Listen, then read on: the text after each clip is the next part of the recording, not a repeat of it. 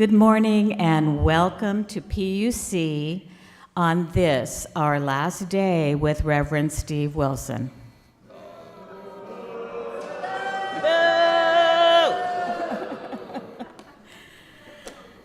Okay, here is what's coming up. Next week, we will have a tribute to Hope Foy that emerged out of Constance Jackson's documentary tribute to her. The following week, August 7th, our guest speaker will be Anthony Amica, one of the speakers that we had in our Understanding Racism series a year or more ago. The week after that, on August 14th, everyone's favorite chaplain, Michael Eslin, is coming. That will be the first day the new interim minister, Chloe Breed, will be here. So just a reminder, all the groups that Reverend Steve ran will continue. He assigned each of the groups a leader and a 2-month run of content to help with the transition. Joys and sorrows will not be held today, but anyone who wishes to will be invited up to share their thoughts to the open mic. Tracy, you have some words for us.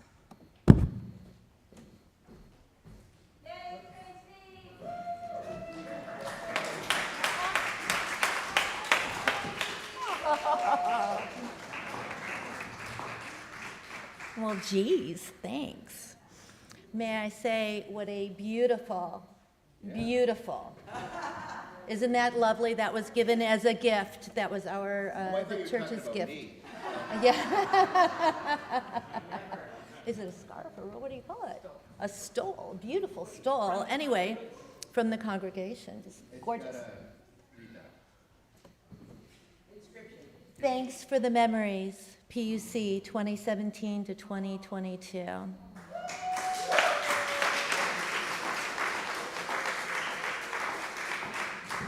I didn't get to say thank yous on Friday night because things were moving quite quickly, it seemed to me, so I have a few thank yous. Thank you to Julia, Steve's roommate, because. Thank you to Kim Storr for getting this in the View.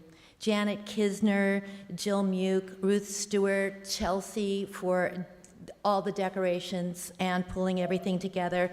Jose for all that flipping work. Kelly on the videos, Pam and Judy and Ann Bailey on the bar, Leanne for doing the non-alcoholic bar, Jen Hocutt, who realized after we handed out 100 burritos that about 30 people hadn't been fed and ran out and did something. I have yet to get a hold of her to find out what. Pardon me? Sandwiches. Laura Childers and Kevin for a lot of cupcakes. Naresh and William who brought us ice. I'll stop there. Thank you everybody who hit the dance floor and who made the energy what it was. I think we had a memorable evening. That said,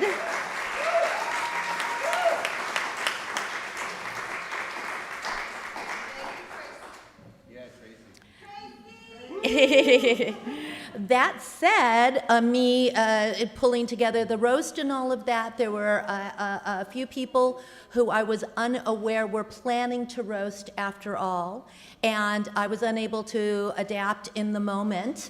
And so there is going to be an open mic portion after the sermon today, and I invite you please to share your words. I'm so sorry we didn't hear them Friday night, and we missed hearing what you had to say, so please share them with us today. And I think Kim Storr is going to kick that off for us when it happens. And that's it. Yeah.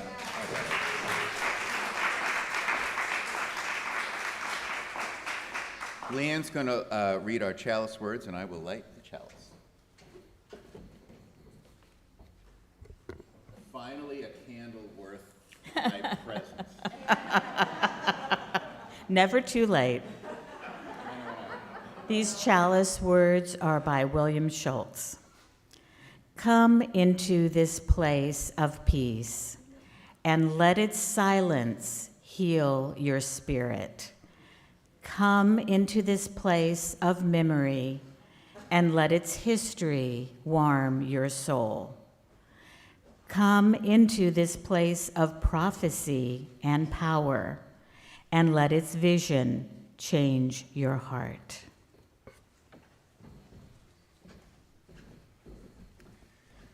I'm going to sneak one other additional announcement in here. We have some new officers, which is an interesting phrase for people who run the church. Our president is Robin Earhart. Stand up, Robin.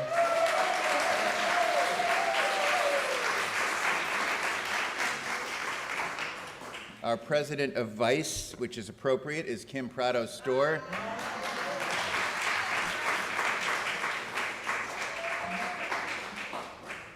Jill McKenzie is our secretary. There's Jill over there, choir member. And Frank Adams. Is Frank here? Yeah. Frank.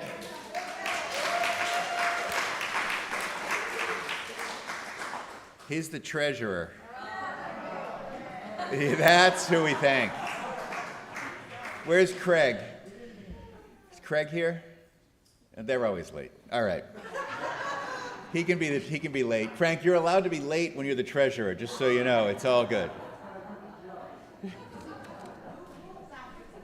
Huh? New rules. That's right, new rules. My opening words are very simple. You know what the worst part of being a minister is? Today. You know what the best part of being a minister is? You guys. Best part. Please keep me from crying and start singing 347, Gather the Spirit. You can stand and sing under your mask. Please try to put a mask on. You know, COVID's no joke right now, so not that it ever was.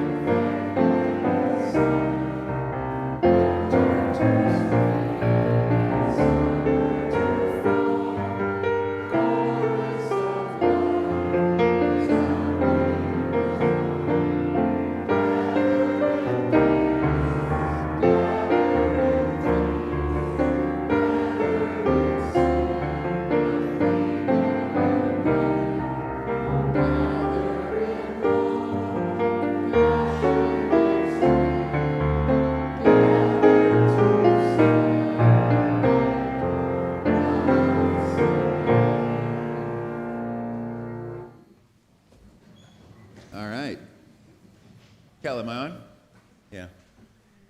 Okay, I'm going to invite all the kids down for the children's moment. And they're going to have, we're going to sing them out after we, come on down. And then they're going to come back in a little sooner. We're having a sort of a short children's lesson, and then they're going to come in and hear all us talk about, you know, say goodbye and all that with the open mic part. All right.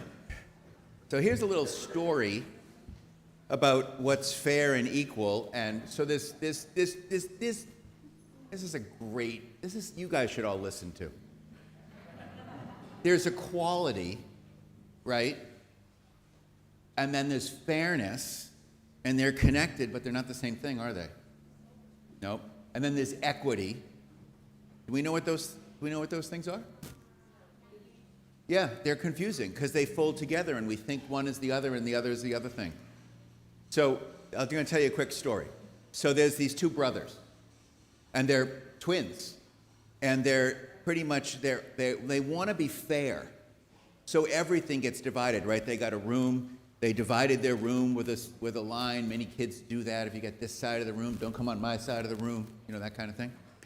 And then they always wanted, particularly because they were twins, they always wanted to be they wanted to make it fair. And they were that's a good thing to want to be. So whenever somebody got a pencil, the other one got a pencil, they always had the same stuff. They always wanted to make sure that there was fairness. They got the same amount of strawberries. Roughly. I did think about that. But then, sometimes even like the colors of things mattered. And then they advocated for each other. And then one time, Tim, one of the brothers, was very good at spelling, and the other one was not. So the parents let Tim go play video games because he finished his homework sooner. And then Tom was struggling, and he couldn't figure out why E goes after C before H or whatever it is. You know, I before E, except after. And except, yeah. If any of you have read the newsletter, you know it's not my strength. So they at times that question, right? They thought that was sort of fair because you didn't want to punish somebody to just sit there while the other one was finishing their homework. And then Tom was really good at math one day, and they were upset because one was playing video games, the other one had to keep doing their homework. But then it flipped. And then Tom was good at math, and then so Tom actually went over and helped his brother Tim with his homework so they could finish at the same time, right? Kind of fair, equal. So fairness, what's fairness? Anyone want to say? Okay, here we go. New kid steps up. So fairness is one, like, if we had 10 M&Ms, 10 is a found number because 5 and 5 equals 10, so each person would get 5 M&Ms. True. Right, that's good. Right, that is fair, and that is also equal too, right? But what if somebody was your size, and what if somebody was my size? Would we all get the same amount of food? No, right? So there's fairness gets funky, doesn't it? I think that's the way you should capture that phrase. Fairness gets a little funky. So you could say that somebody who makes a lot of money contributes the same amount to their taxes, say, as someone who makes who's not that well off, who doesn't make a lot of money. It wouldn't really be fair if they had to pay the same thing, right? Huh? Percentage, yeah. All right, so then people would argue whether that's fair or not, right? So anyway, equity is the effort to make things that are, I think of it this way. Equity is when you try to make things that are not necessarily fair in the real world, fair in terms of giving everybody an equal shot. Does that make sense? All right, so like if Lily and I were gonna play basketball, I'm bigger than her. I'm probably a little better than her. We've never played basketball. Maybe she's better. Who knows? But let's just assume that since I'm bigger, I might have an advantage. What if we gave her a few points extra, less points to get, that would be more of an act of trying to make it equitable, right? So think about that. What are the 3 words today? Fairness, equity, and something else. Equality. Yeah, and they're always, you got to always think about all 3 of those when you're trying to get to the right space and the right balance. All right, get out of here. Let's sing out our kids. You're coming back soon enough anyway. Take them, yeah. Be fair.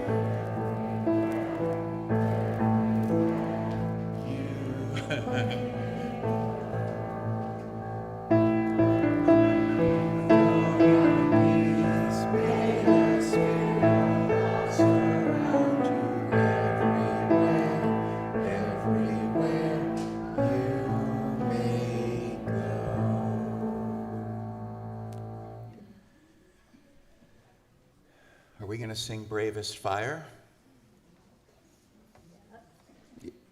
Kel? Okay. And then I'm going to say a prayer, and then we're going to do a little meditation, little musical meditation. All right. Remain seated for our centering hymn.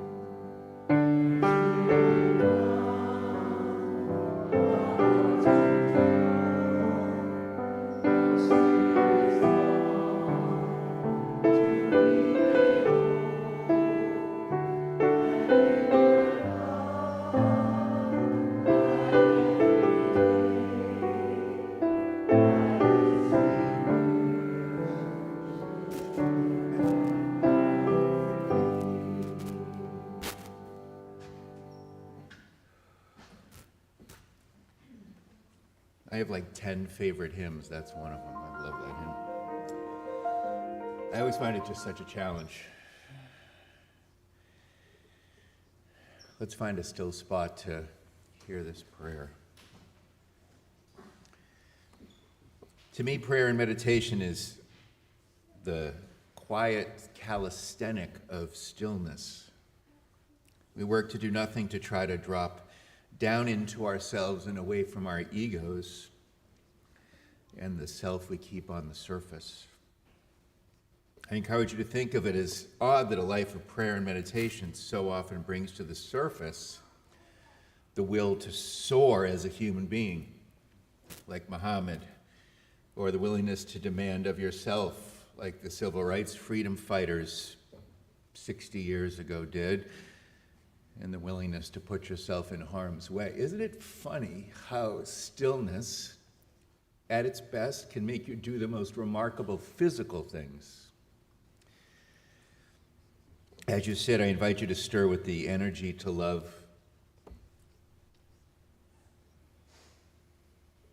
And call upon yourself that the silence can make you want to do the work of the prophets or help you hear the forest speak to you.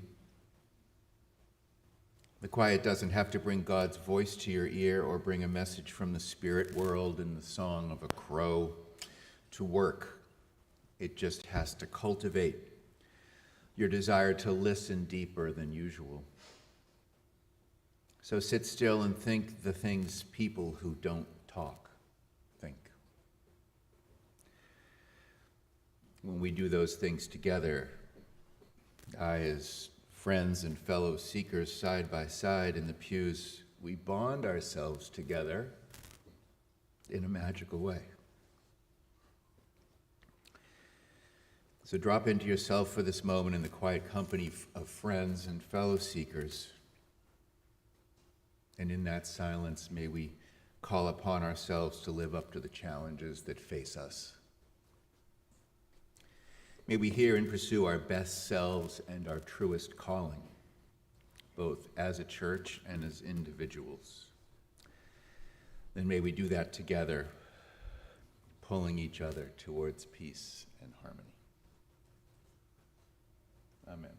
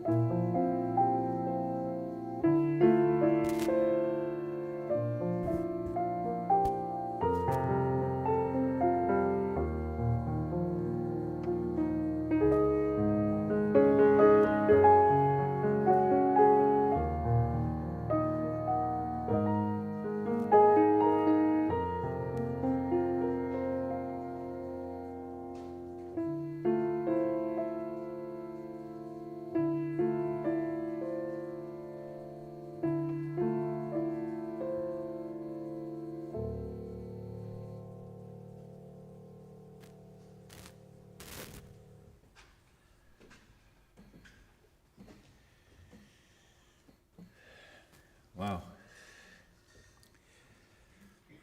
Early, I think it was my first year, I hosted a service that asked people to reflect on what hurts. Does anybody remember that? After priming the pump with a list of my own hurts, this was the service when Marvel yelled, "It hurts that Donald Trump is the president." And everyone roared. It drove a few people out of the church how excited we were by Marvel's words. I'll never forget that. I now have new things that hurt. It hurts. My hurts begin with the truth that as an act is designed to support my family, means that other church leaders here who have their own lives to live and existing roles to fill, you know who you are, the people who do so much of the work, have additional responsibilities and have had additional responsibilities. I hate that. That might be the thing I hate the most. It's, of course, some relief to me that I'm not just off on some new adventure, but going home to take care of my family, even though that decision is not selfishly motivated. The fact that I've added an additional burden on others and, sort of severed this relationship hurts. Some people tell me I shouldn't feel bad about leaving, but I do.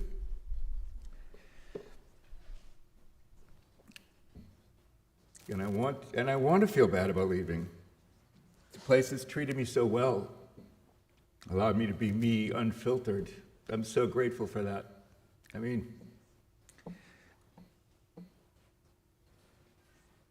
So many ministers pray for the support and freedom you've given me here. Like, seriously.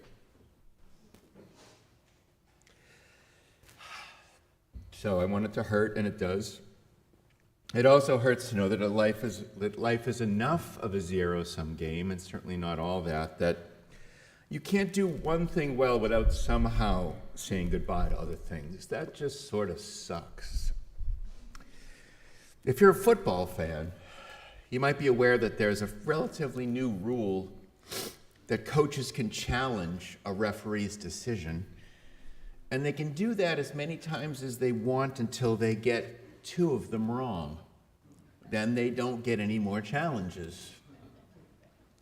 It hurts that in life right decisions don't go unpunished, because if it did, it would be my decision to both care for my dad and stay.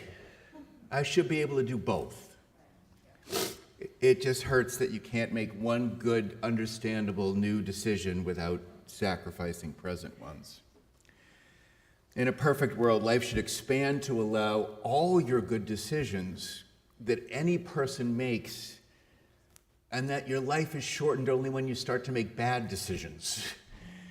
That would be my wish. And if that were the case, then I could be in 2 places at once.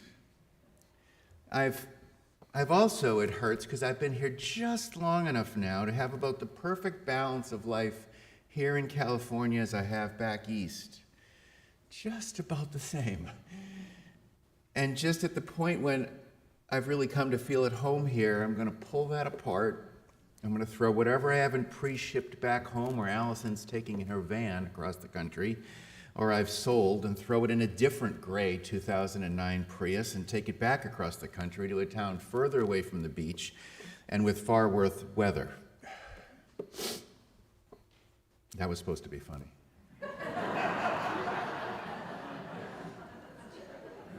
But as we say at memorial services, we all have a choice. We can focus on hating what you're losing, or focus on remembering the value of what you've had and have. And in that spirit, I want to make today a day of remembering and reminiscing. I remember when I first interviewed here, hiding from some non-search committee people at Good Stuff and PV and having to sneak around because there were other people there that are not supposed to see the candidates. I remember tours that Naresh and Caitlin and Dawn gave me around PV, and I remember how long it took me to figure out how Crenshaw and Hawthorne worked with Silver Spur and PCH. I will always remember chasing the kids around the pews in the campus with such regularity, particularly in the first couple years, that the always lovely Judy Schaefer had to struggle to muster up the courage to tell me that she thought that was inappropriate. And I'll remember being called Mr. Steve, who chased the preschool kids. I'm probably shocked. I'm not called Mr. very often. Eventually, Sylvia, like Judy before her, had to tell me that that was inappropriate too. I remember one day catching myself thinking that I was yelling across the fence to the preschool kids, "You kids better run, because if I catch you, I'm going to eat your guts." I thought, maybe that's a bit much. Not for the kids who loved it, but for the parents. The kids loved that high-stakes game of chase. I remember being sick as a dog, sitting about where Allison is, watching the vagina monologues, which we should bring back. And I was so sick and I was so impressed that I wanted to sit and watch, but then I had to go cough outside. In my first few months here, I lived at Jean Tordella's house, and in particular, one week when she was away, I remember hanging up my clothes, as I always do, all over her house to dry and just pray she didn't come back early. Made her house look like a tenement. I remember trying to strategize with the board about how to manage the manic Long Beach member who was starting to come on campus, who eventually went to prison and who eventually became a very close friend of mine. I'll remember how quickly Gary, Leanne, and Kelly and I and Gabby all jumped to life to manage videotaping services during the pandemic. That was impressive. We managed that well.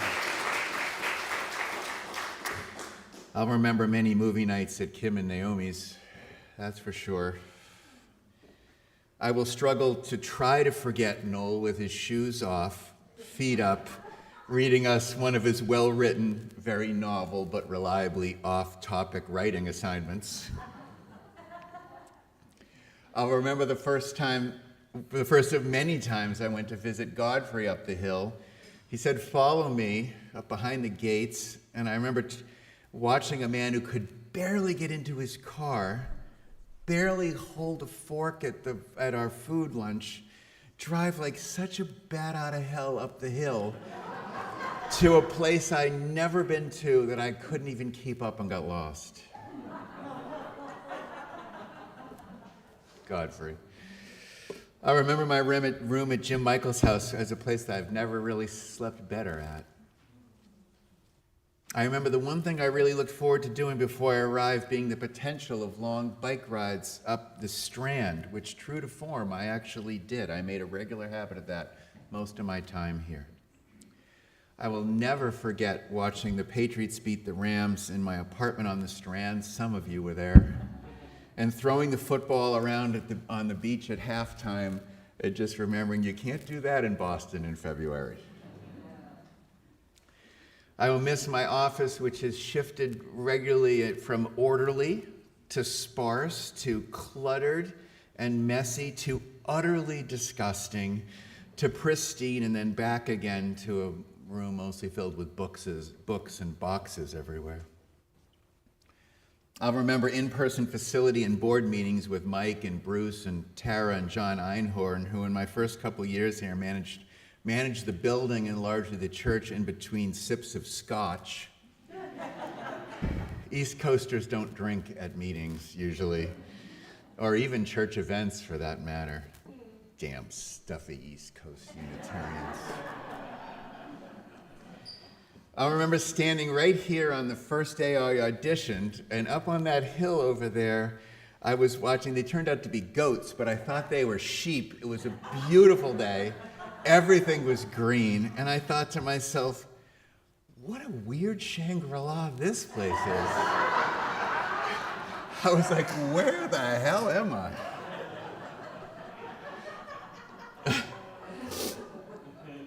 I remember searching through frequent funny jokes Peter Landecker sends me about every other day, searching for fresh material for the offertory. That was one of the rare fun parts of my email adventures. I remember fighting with Kim like a married couple about what she was going to buy for the RE office as we prepared for Jewel, me telling her that everything was too expensive and she buying or getting whatever she wanted for free most of the time. I remember walks with John Hocutt around Ladera Park talking about, well, everything, and you. I remember sitting in front of the big board in the library working with Amy Fields, working on RE curricula in the spring before COVID made all of our work mostly moot. Remember the blue stripes? You've probably all seen that. I remember being at de Benneville playing Cards Against Humanity late into the night in my first year here.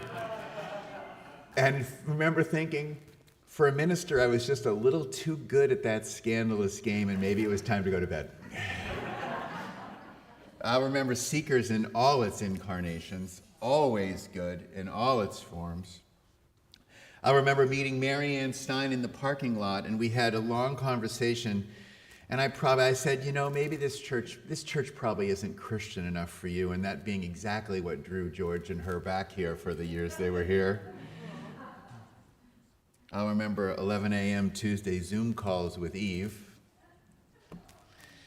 The most memorable of the ones being this big floating virtual horse above her head. I remember hanging with Soren at Laundry Love during the COVID times, our feet perked up on these plastic tables. I remember drinking beers and dancing around with Tracy and Andy and Margot at Dave Mason. That was fun. I remember yelling through the door at Gabby, who's here today, by the way, outside, from the office so unprofessionally. Gabby sitting at her desk, me and mine. Hey, Gabby! This is how we communicated, waiting for her to respond, yeah, and then just yelling something back and forth to one another. I will not soon forget walking around this campus on Sunday, proud to be a minister and feeling like a big shot. Nor that prior to COVID, the food ministry of this church put the best damn coffee hour on in the country. No question. No question. No question. The thought of lunch on the patio every Sunday like we, had, it just feels like 1,000 years ago. But if you're new to PUC, just wait till see how much you like coming if that returns and when that returns. That was great. I remember being at the Angels game with Helen and Margot and Mike Bechtel and I both mocking and making up ridiculous attributes for players that appeared on the scoreboard.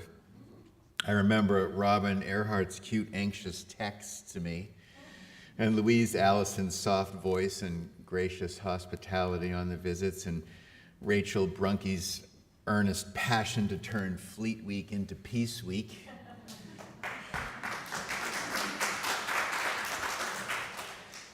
I remember rolling my eyes with Ben Cowan at Godfrey's ego all the time, and scouting out hiking trails all over with Brooks, Chadwick, and running around. I remember long talks with Terry Masters about, well, all of you, and protesting gun violence with Barbara Marriott on PCH, and deep, heartfelt conversations with Bob Monzingo.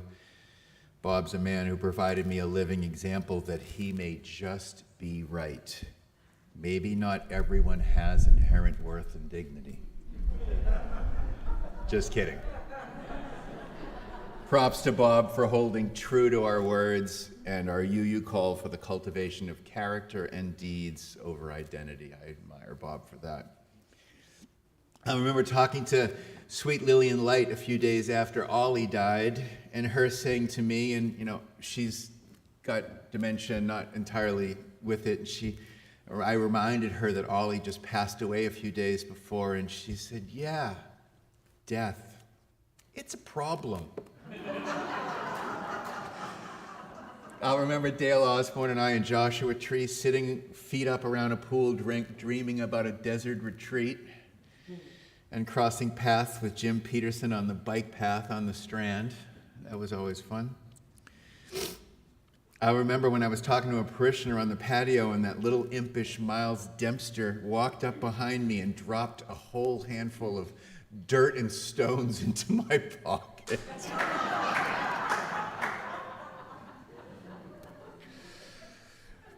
I remember threatening to throw Lily into the canyon and hearing Kevin, formerly known as B, mistakenly answer capitalism to what the church was all about. She was really trying to say community.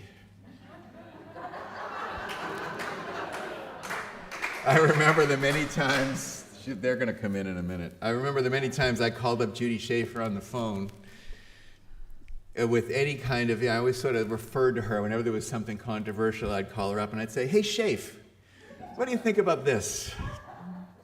I remember talking with Donna Trimmingham about whether angels exist or not, and cautioning Pat Schull every time I see her that she needs to keep it clean. Keep it clean, Pat. Keep it clean. Which, thank God, she never did. I remembered Seekers pausing to ask Penny Trinnell what she was thinking about, and having smart thoughts that always roamed from Bill Moyers to paganism to cookies. I remember playing an epic game of hide and seek at Lisa Bragg and Josie's house with me and them and her friend Mallory and the adults responsible for hiding the kids in the most creative spaces. That was a blast. I remember stopping on my bike at Carolyn and Ray's, popping my head in there, and much more than this sermon can hold. So, I'll close with words I put in the July newsletter. To Leanne and Gary, our most important church couple, thank you. You rock.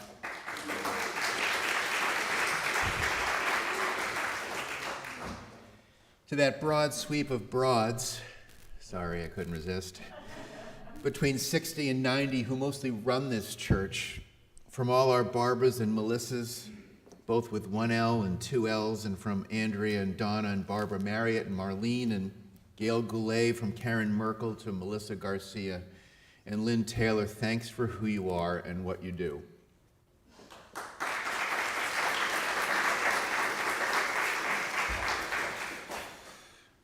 I wrote, now I'm in Starbucks holding back the tears.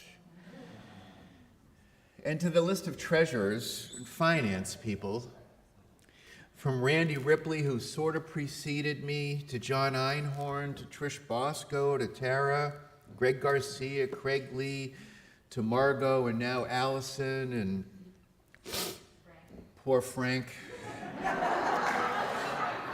Thanks. Bill Nips did it for years before my time. Every year I've been here, we always feared that we'd never be able to survive to the next one, and thank the heavens I was wrong. Thank you. I wouldn't trade all I have to do for what you've done for free. Much props to them. A round of applause for all our finance and HR people who've run up the hill to sign checks, figure out how to get people retirement benefits like Tracy, chase decimal points around. Oh my God, thank you. When nobody would admit, I mean, when no one would admit to knowing how to keep a checkbook, all of you have stepped up and persevered way beyond the call of duty. To all the people I'm thinking first here, the Kistners, but they are hardly the ones who take on a project like Andy did the Path, or like Janet has in coordinating the trip to camp. Thanks. If any of you want to contribute to this church, the path is simple but not easy. Find some unique thing that you can competently do for this community, and without a lot of drama, step up to do it until people stop worrying about who handles it. And then when you're exhausted, do it for a little longer and then hand it off to someone else. Yeah.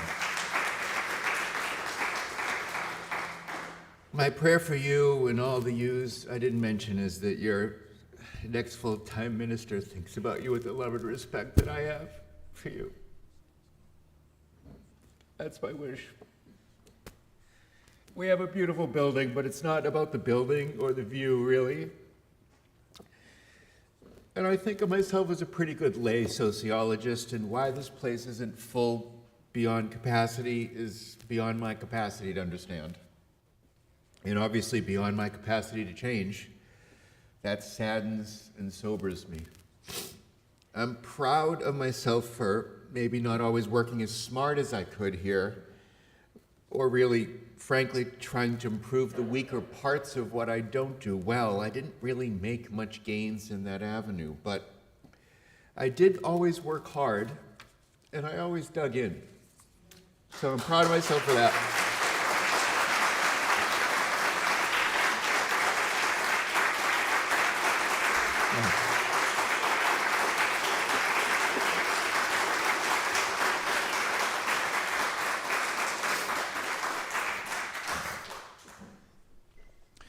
I have such a deep appreciation for letting you bring my whole self to ministry. You know, the jokes from the other night were great. You know, Steve has 2 shirts. They're both T-shirts or whatever. Or Darcy making fun of me because I cry. Be a guy, or whatever it was.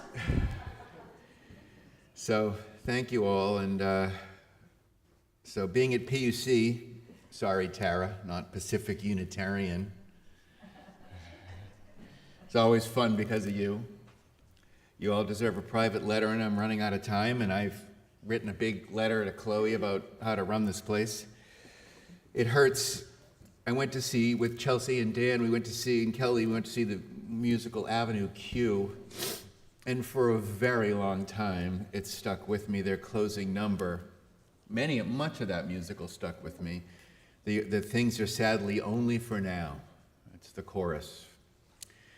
But it heals to know that to be a fully healthy human being is to hurt when you care, and that connections like those we forged here, with you all, long before I arrived, and long after I'm gone, will heal. They heal us. When you hurt, you are healthy, right? It's a sign of health that you're not shut off. Love heals, it just does, and it's really about our only weapon. Love is really about the only weapon we have in a challenging life. So, just as real as not feeling loved can hurt, it feels good, at least some, that it does when it matters. That there's something lost because there's been something gained. So when our pain comes, when our heart aches, the pain means we're alive and connected. Let's not shy away from that or into the future. So it gets a little dicey as to how ministers relate to their prior congregations. There's supposed to be a 2-year separation.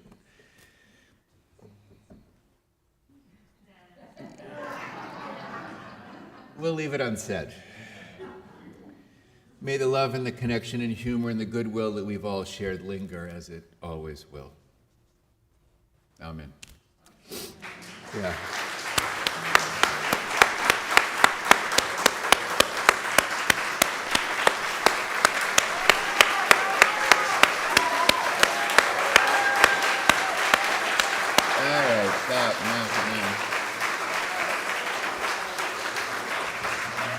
cut it out. Stop. That's enough. No. All right, so we're going to have a response time, which is going to be a little bit of a mix of a roast and other things people want to say, and I guess Kim's going to kick us off. We'll do the offertory after. So if you have something to say, come on up, and I can. If someone wants to pass the mic around too, that might be helpful, Leanne. This one? Yeah.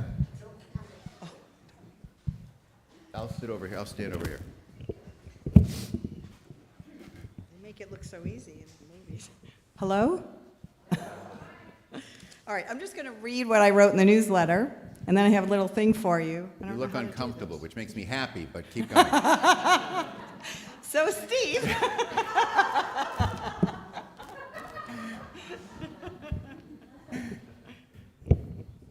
Wait a minute. Is this good? That's fine. Yeah. You did this on purpose. I did. Leanne, put it really low, would you? Payback. Anyway, we're going to miss you, Steve. Yeah. That guy from Boston that's been hanging around PUC for the past several years. This is for all the people that don't read the newsletter. Making friends, ministering, crying, and laughing with us, marching with us, challenging us, arguing with us, joking with us, and ministering with his signature hands-on and heart and soul approach. Steve has been our champion and has walked with almost every single one in our congregation individually, showing up for us by asking what we wanted or needed, and just doing that unique thing, walking, watching a movie with a kid, throwing a football, giving a teen driving lessons, leaving the pulpit to teach religious education once. Yes, that happened. He walked with us as we grieved all sorts of losses and celebrated with us, supporting all our talents and crazy ideas. Mostly, he just accepted us for who we were. We will miss him. I got a little present for you. I started collecting things, but this is an energy chocolate. It's a chocolate supplement, Okay, some chocolates super, yeah, that will lovely. actually give you energy. So when you wake up at Go 2 quick, in the yeah. morning, you can have these. No, when you want to take a nap before we do coming of age in your next ministry or whoever you're with, just pop one of those Yeah. so that you have energy. And this is a chocolate supplement that's going to help you sleep when you wake up at 2 in the morning, so you don't nap just before you do coming of age in your next ministry. And this is really just the most important one. This is a little keychain from the bed and breakfast that Naomi and I stayed at when she had her eye operations during COVID. And I didn't ask anyone to help or support me, and Steve just checked in. And really within 45 minutes, he was there to take Naomi out for a fruit smoothie right after her operation. Thank you, Steve.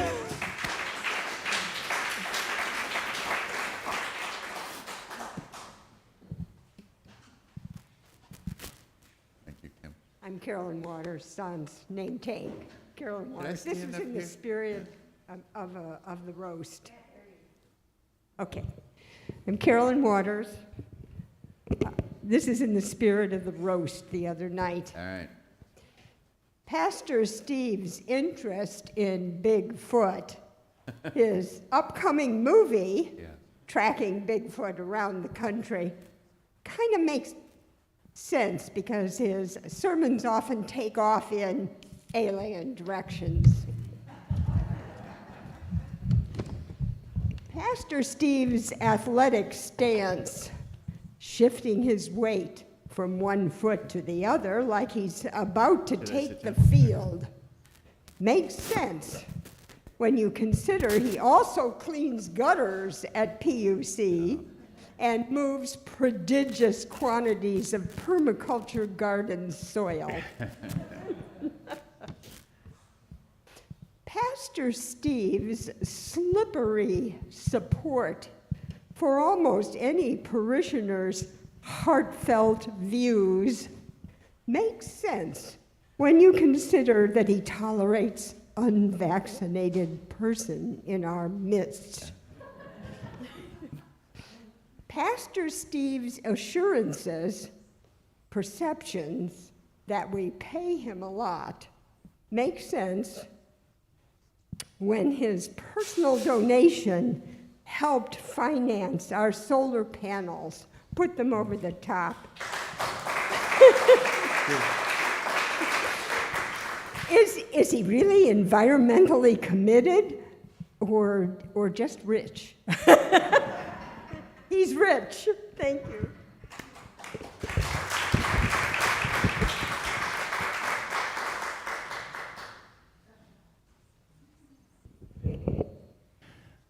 My name's Dale Osborne, and what I will share with you is not a roast. It is a thank you for the blessings. Reverend Steve, who's become my friend, who's brother Steve to me now, has given to this congregation, this community. I've been here a long time, and I've seen us go through some really rough patches and challenging patches. And Steve leaves us in a real sweet spot. The best sweet spots we've ever had.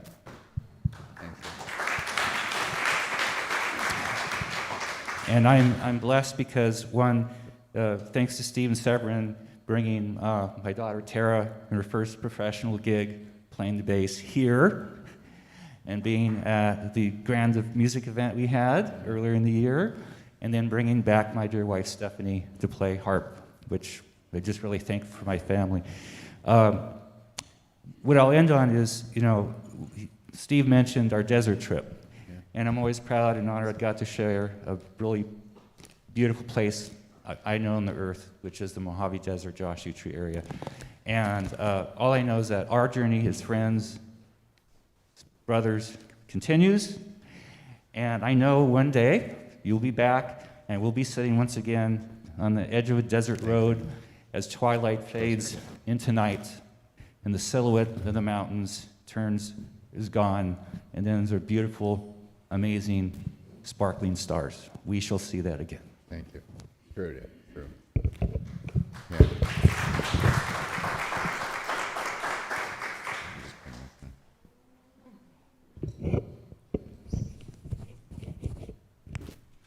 Do that. I was on a plane from Nicaragua on Friday, not here with you all, but thinking about you all the way.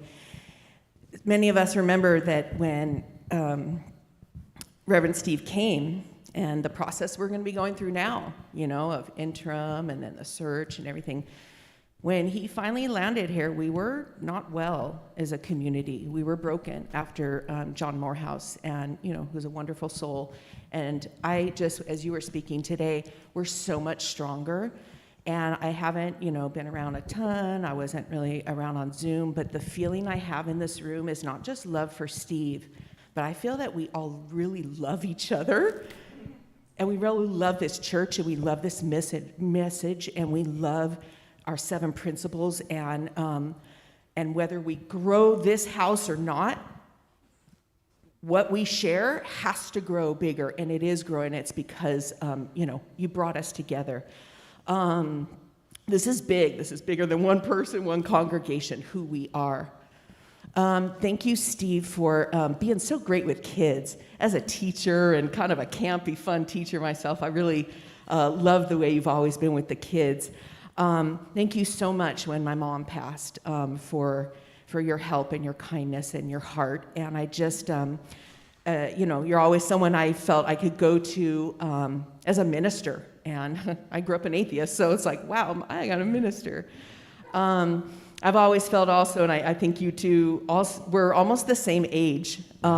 We both grew up under Reagan. We grew up in those days, and so that identification with each other and being both like a very loving person, but also a free spirit, and we need a lot of freedom. True. And lastly, I want to say, because Steve is a rule breaker, as many of us here. One of the best things, and Carolyn and Ray and several others from the church, we went to the border. Yeah. We went to defend Latin Americans from U.S. foreign policy. And Reverend Steve, I always remember that road trip with you and the we were living the 7 principles right there on the border. Absolutely. And the last thing he just wrote me on a text as I was saying I couldn't make the party on Friday is he says, Nicaragua, I always wanted to go to Nicaragua. I now know how to get there, and it's an amazing country. So invite to all of you. Get him to go. Break that 2-year rule. Let's go to Nicaragua.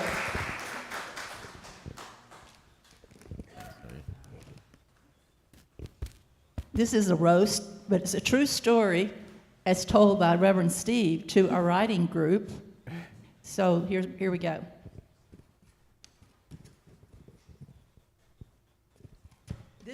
This is Reverend Steve when he lived in Boston at Whole Foods, where he went almost every day to get his salad.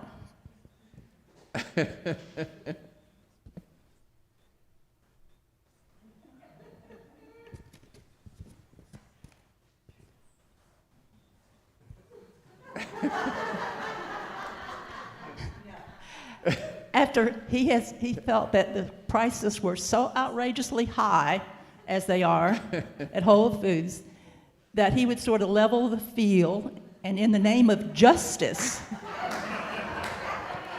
every 5th day he got his salad. He just walked out the door.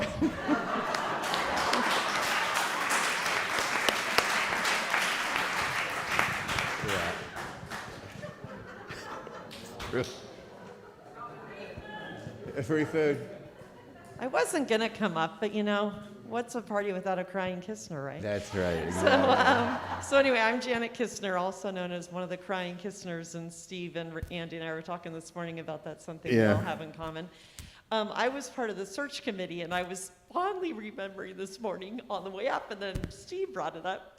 I got to drive, before we chose him as our minister, up to Canoga Park together, where he does, he does a sermon, but people don't know that he might be our minister. And we just had the best conversations about, is he related or not to one of the Beach Boys? Right. And his Bigfoot movie that, that we saw a trailer of the other night. And it was just great. And then afterwards, the committee went to lunch with him, and then he ends up taking off his shirt and pulling up his T-shirt and showing us his shark bite. And I was like, this guy's going to be a real goofball if we let him in. So there you go. But so glad you're here. And then obviously the congregation, I always loved how Steve plays outside with the kids and then does pastoral care for everybody. And just personally, on behalf of me and Andy, all your help with camp and the Hill and Laundry Lab, doing it for months during COVID because everybody was terrified to do it. And then just your little texts. I remember I was in the hospital, a few years ago. You text me. We're driving on the way to drop our daughter off at College of Maryland, and you're texting, did y'all bring enough Kleenex in that car to make it on the trip to Maryland? So just thanks for all that you are and who you are. And you're going to, they're lucky to have, I know you're going to work on Bigfoot. Yeah. But where you land next, we'll see you. So we love you, bud. Love you. Thank you, too.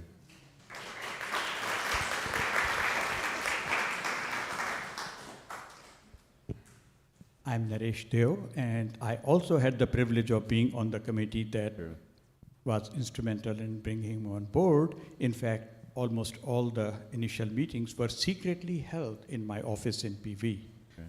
And I do remember that specific lunch when we got spotted by some members. But I have nothing positive to say about him, so let me talk about the 2 lives of Steve. There's a life before Julia, and there's a life after Julia.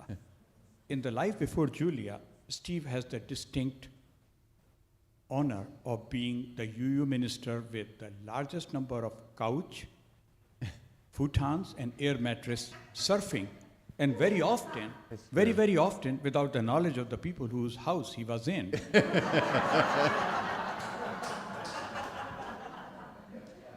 So, the one thing that I expect, by the way. Fake news. One thing that I do fear Steve will miss in the Commonwealth of Massachusetts, as they say, is couch surfing. I'm sure he will find a way. Thank you, Naresh.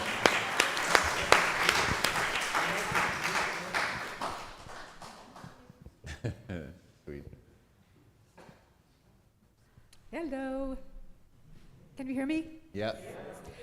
So I'm losing my Tuesday Zoom buddy, but I won't dwell on that. So you're not going to get a roast because I don't cook and you don't eat meat anyways. That's right. It's true. So I am going to sing a little Hebrew melody for you. It's called Es Chaim, and the translation is, "It is a tree of life to those that delight in it. Its ways are ways of honor, and all its paths are peace." Es Chaim hi l'mochazikim ba v'tomochecha ma'ushar d'rachecha darchenam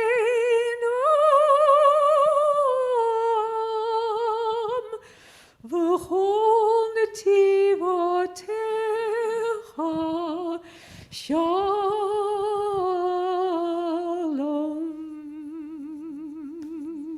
Thank you, Eve.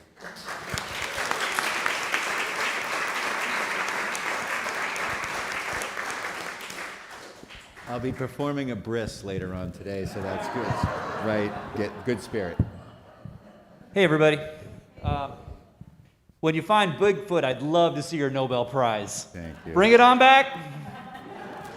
So we used to go out and see concerts a lot down at St. Roch before they closed. And we're hanging out there this one time and talking to these folks and these ladies and stuff. And this lady's like, "How do you guys know each other?" And I said, "He works for me." And he agreed. I So, love yeah, that. I work for him, yeah. But it's definitely true. But now you don't work for us anymore, so now you're just family. Yeah, thanks. And we'll see you in Boston. That's right.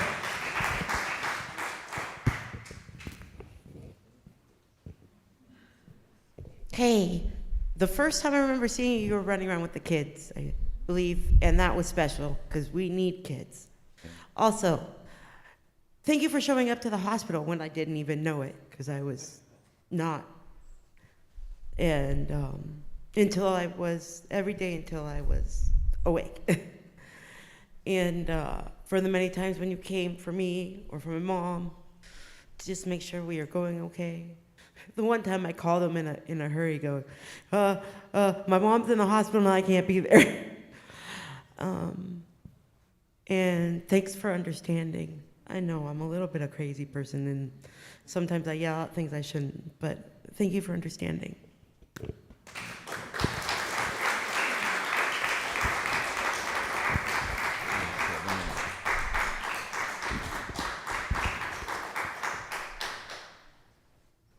Hi. So I started going to PUC when I was like 9, and that was the same time that Steve became a reverend. Wow. Anyway, so one of the first memories I have with Steve is during Christmas time. We had that giant Christmas tree over here, and we were decorating it. And yeah, I'm gonna be honest, I totally forgot that Steve was leaving for a while until I heard that he was having a going away party. And I'm not gonna lie, I thought he died. Yeah. I mean, okay, well, he's kind of old, so it makes sense. But yeah, I have a lot of cool memories with Steve, from capitalism jokes to him threatening to throw me in the canyon. And yeah, it was really cool.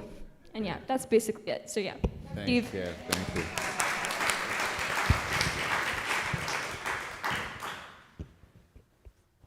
Wow.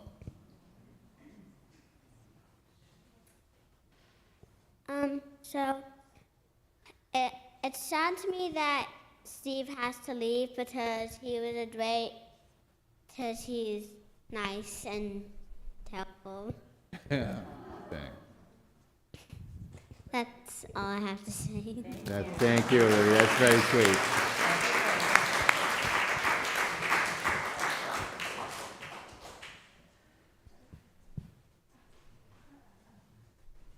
Thank you, Steve. thank you for a lot. Thank you for going to dinner with us and for going on a driving lesson with me and for giving me my first job. And for, you've said that we're a lot alike, Yeah, we are. and that makes me very happy because I'm very much like you. And so I'm very proud to be a lot like you. Likewise.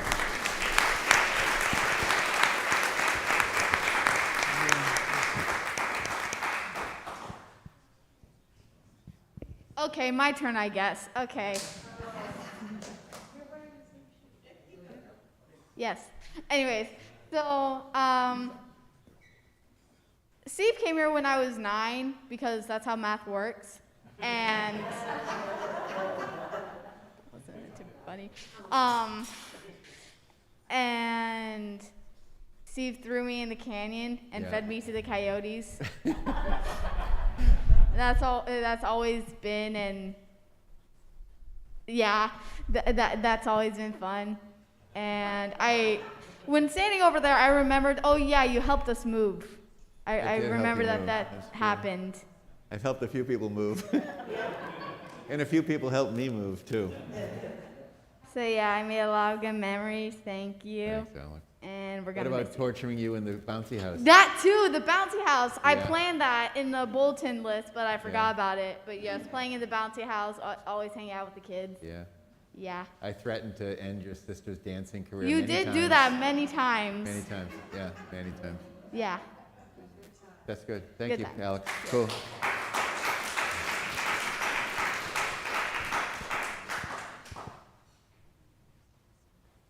I didn't plan to come up here and say anything. Hi, everyone.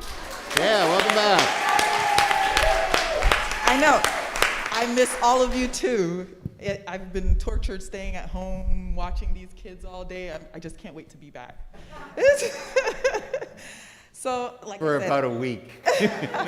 literally, I don't leave the house. I'm just home with babies from morning, and I go to Yeah. sleep at 1 o'clock at night. But honestly, I love every moment of it. And I Good- didn't good to have you really plan to say anything, but the first time I met Steve, I think it was during the search that the committee was bringing you by, and I was actually planning my wedding that day. Yeah, that's right. My husband and I were in the back, and we were getting things set up, and I just walked in here, and they were like, "Oh, this is the new minister," and I'm like, "Oh, nice to meet you, and I'm getting married today." So like that was the first time we met. So we have all these amazing memories, and I just think you're like the best boss ever. Like our relationship, our dynamic, it's just perfect. We're a great team. Yes, She's got her shit together, and I don't. I know. So. You're the best supervisor because you never supervise. I don't supervise anybody. So that was great, and I that was great. I'm glad. Sorry, we're out of time. I'm gonna miss that, and I just want to thank you for supporting me throughout all the most important parts of my life in this congregation. Thank you all for supporting me through all these important milestones: getting married, having my first child, now having my second one, and always rooting for me and making sure I had enough time at home. You and the board just supporting me during the pandemic when I was scared. Super scared for my family and my kids, and you made sure I feel comfortable. And the congregation, thank you all for making me feel so comfortable. And I am ready to come back. I'm going to be very sad that you're not here. I know. When I come back, and I don't usually get emotional or cry or anything like that, but seeing you up there, putting all that emotion out there.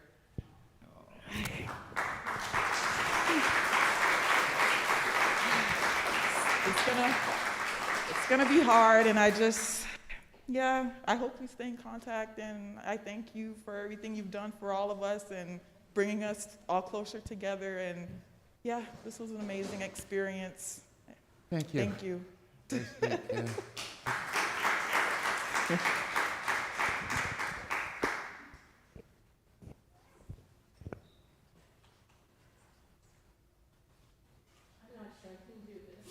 think the mic's off. Okay, I can do this.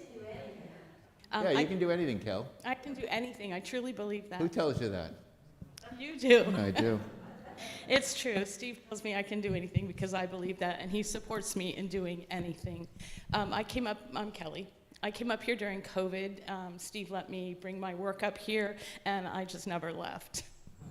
Now we can't live without you.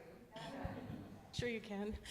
One of the first things that Steve and we were talking about everything, and he said to me, "Don't you know you're safe here?" And honestly, I didn't, but I believed you. And I still feel safe here most of the time. I love being here. You have done so much for me in so many ways.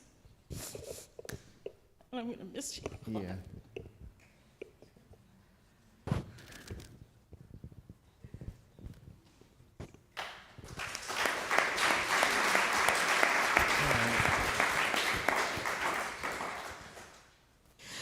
My name is Lisa Seitz. I've been a member for about 8 years. So I think we've been so lucky to have Steve on two different fronts. The first one is before Steve came, there wasn't a lot of social justice.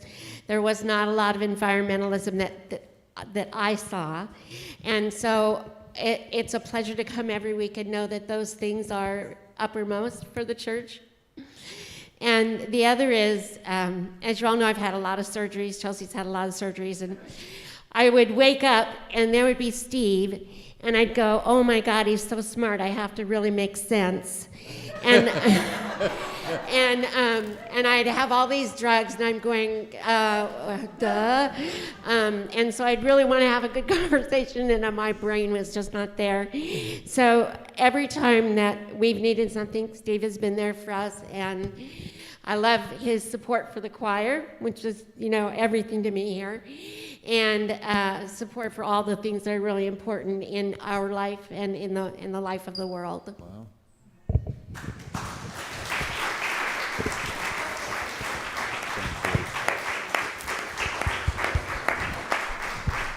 What I'm hearing is I could have got away with doing a lot less. That's really what I'm saying. Yeah, okay. I think we're good, right? Thank you all. That is, first of all, the world's a better place when people feel supported as much as I do. I mean, that is just, that was the reoccurring theme at the party, and I just felt like everyone should feel this way.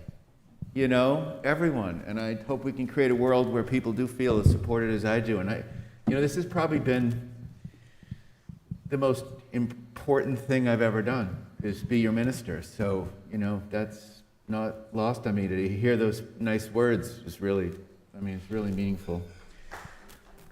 Today, for the offertory, I simply want to share some true and unique expressions of generosity I've heard about.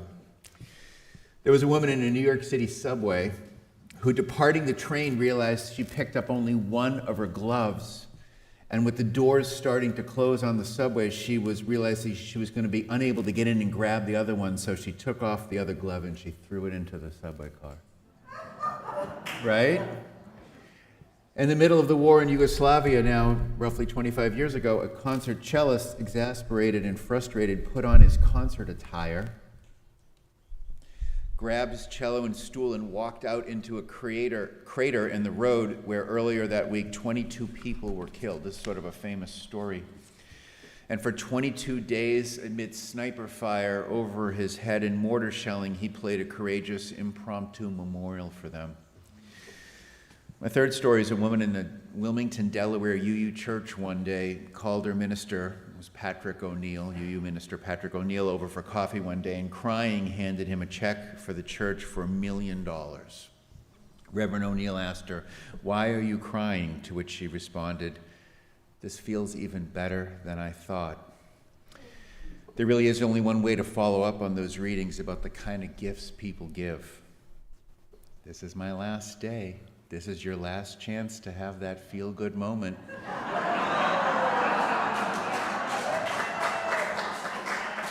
Give generously.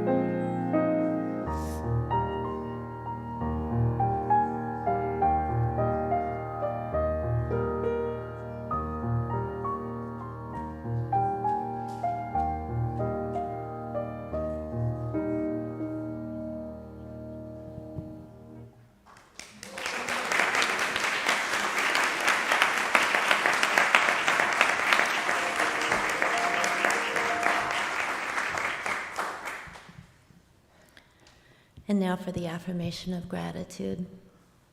Let us be grateful when we are able to give, for many do not have that privilege. Let us also be grateful for all those who share their gifts, for we are enriched by their giving. And let us be grateful for our needs, so that we may experience the generosity of others. Oh, excuse me. And now we are going to hear the beautiful hymn, Blue Boat Home. Thank you.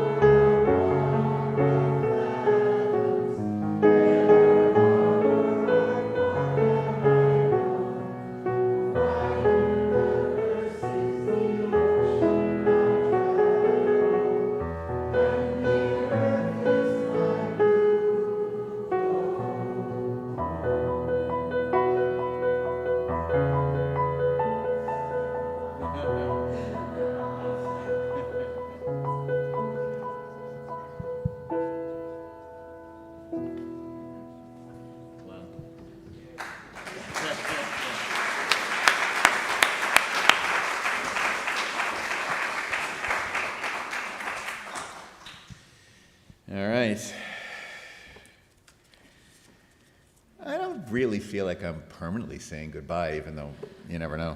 Who knows? This church is dedicated to the proposition that behind all of our differences, beneath all our diversity, there is a unity that makes us one and binds us forever together, in spite of time and death and the space between the stars.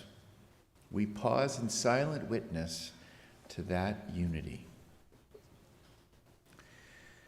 May the blessing of love be upon you. May love's peace abide with you. And may love's presence illuminate your hearts now and forevermore. So be it. Amen. Shalom, salam, namaste, and blessed be.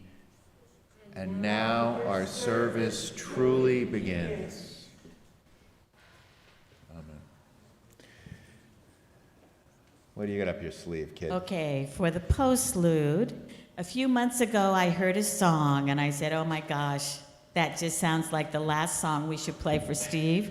So I messed around with the lyrics, and with apologies to Lionel Richie, I need a pianist and somebody who will sing to come up and do. Oh, I pick you. Easy on Sunday.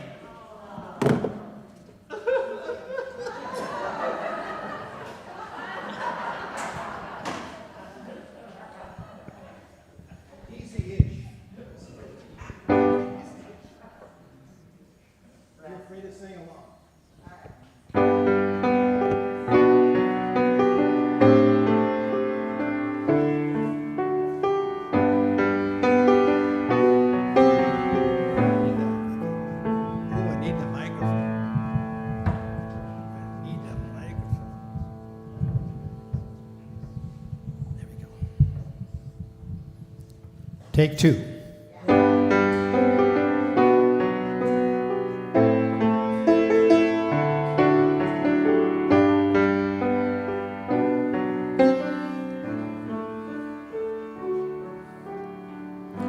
I know it sounds funny, but you just can't stand the pain.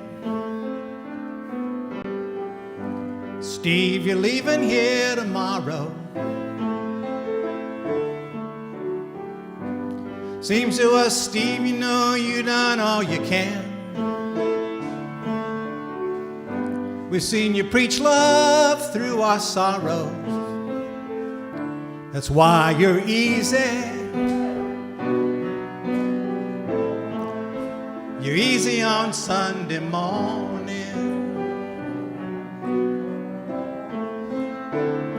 That's why you're easy. On Sunday morning.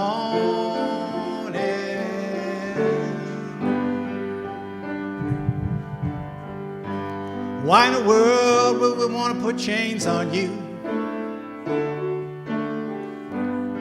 You paid your dues to make it. Everybody wants you to be what they want you to be. But you're not happy when you try to fake it. No, wanna be high, so high. You wanna be free to know the things you do are right. You wanna be free, just be. Wow, wow.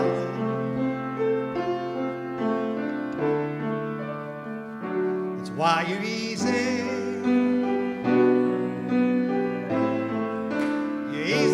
Sunday morning. That's why you're easy. You're easy on Sunday morning. It won't be easy